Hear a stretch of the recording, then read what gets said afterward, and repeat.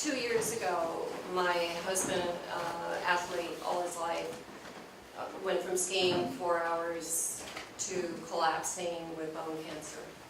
And most of the bones in his torso collapsed. And after 6 months of treatment, he's not been on treatment since, and it's been okay.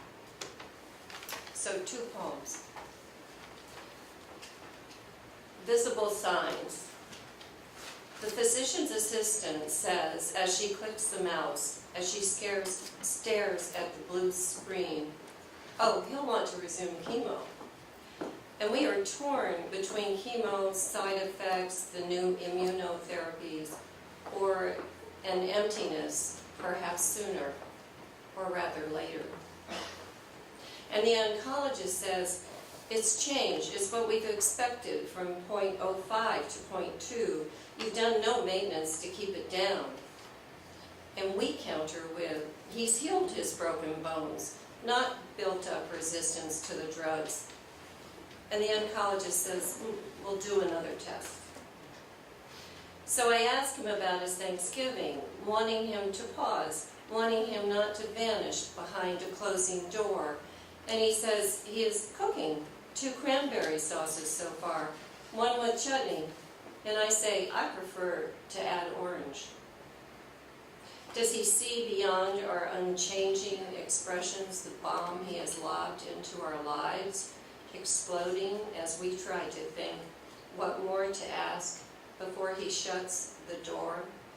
As we sit and look at him, as he looks at the screen, as his hand each time clicks the mouse, moves the mouse, searching.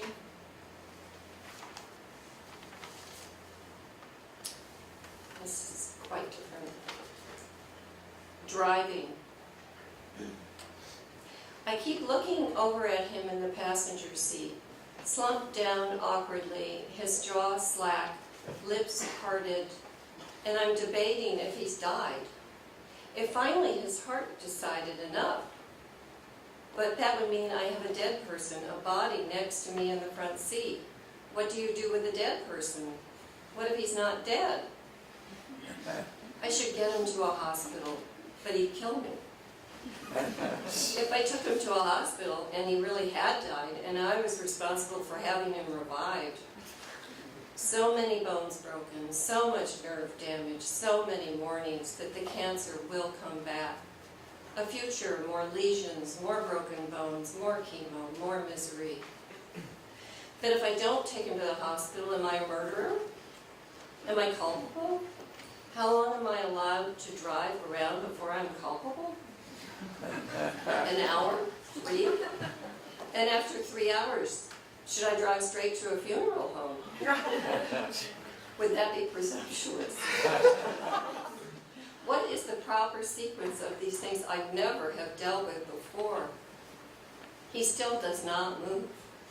It's been half an hour. My heart beats fast, and I look at the gas tank, thinking it might determine how long I drive around. We are an hour from home, and I'd so like to be home. He stirs, gulps air, blinks, and asks, how close are we? Later, he agrees he would have killed me if I'd had him revived and he'd missed an easy way out.